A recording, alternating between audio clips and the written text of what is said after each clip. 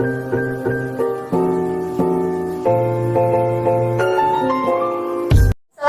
warahmatullahi wabarakatuh.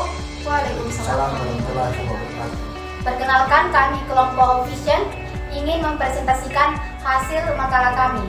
Perkenalkan, nama saya Nur Kaida selaku moderator, dan di sebelah kiri saya ada Isra, di sebelahnya ada Muhammad Asrul Amir, di sebelahnya lagi ada Akhlas, di sebelahnya lagi ada Ismaul Siripung, dan di sebelahnya lagi Ali Nurdini. Latar belakang. Seiring perkembangan zaman sampai saat ini, tentunya Indonesia mengalami banyak perubahan, terutama dalam perkembangan bahasa yang tentunya menjadi penghubung antar suku di dalam Nusantara maupun dari luar Nusantara. Sejarah ejaan bahasa Indonesia diawali dengan ditetapkannya ejaan Van Ophuijsen pada 1901. Ya baiklah, untuk mengefisienkan waktu, saya persilahkan kepada pemateri pertama untuk menjelaskan sejarah tentang bahasa Ophuijsen. Waktu dan tempat saya persilahkan. Baik, terima kasih. Sejarah ejaan Van Ophuijsen. Ejaan Van Ophuijsen merupakan ejaan pertama yang dimiliki oleh bahasa Indonesia. Ejaan ini ditetapkan tahun 1901. Perancang ejaan Van Ophuijsen adalah orang Belanda, yakni Charles A. Van Ophuijsen, dengan dibantu oleh Tengku Nawawi yang bergelar Sultan Makmur dan M. Taib Sultan Ibrahim. Ejaan ini digunakan untuk menuliskan kata-kata Melayu menurut model yang dimengerti oleh orang Belanda, yaitu menggunakan huruf Latin dan bunyi yang mirip dengan tuturan Belanda. Baiklah, saya akan serahkan kepada pemateri kedua untuk menjelaskan tentang faktor-faktor hadirnya bahasa Van Ophuijsen. Saya persilakan kepada Saudara Akhlas. Baik, langsung saja. Faktor pemicu hadirnya ejaan Van Ophuijsen.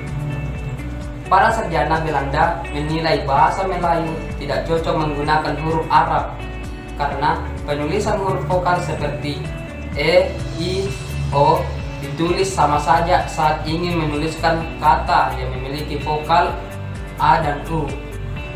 Sebenarnya bukan itu saja, salah satunya karena ancaman militansi umat Islam bagi kolonial Belanda, membuat Belanda merasa perlu mengurangi pengaruh Islam Arab di Nusantara.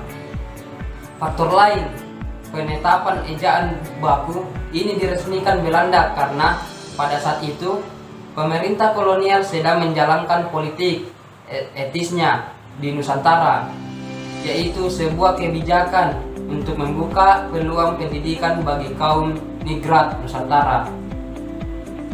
Masalahnya, jika bahasa Melayu tidak distandarkan, proses pendidikan ini akan terhambat. Sekian, terima kasih.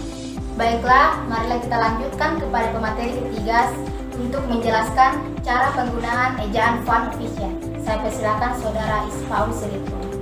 Baik, singkat saja, cara penggunaan ejaan Van Ophuijsen biasanya dalam bunyinya itu di dalam ejaan Van itu tertuliskan seperti J,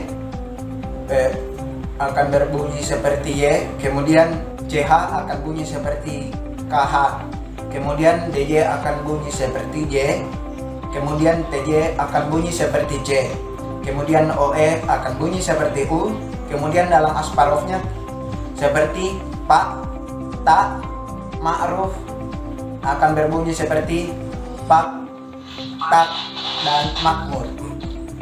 Sekian dari saya, terima kasih.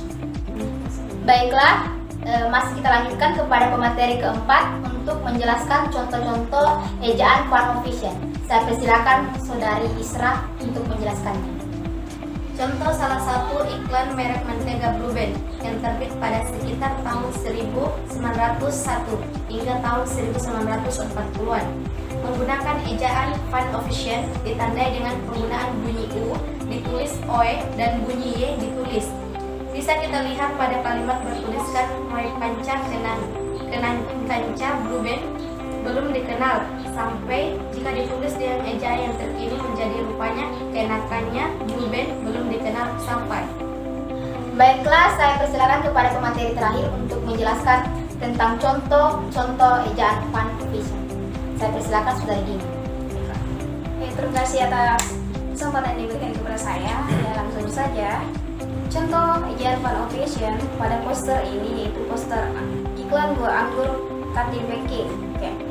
Salah satu merek buah anggur yang ada pada masa itu bernama Cutting Packing memasang iklan di media massa dengan memakai ejaan Van Official.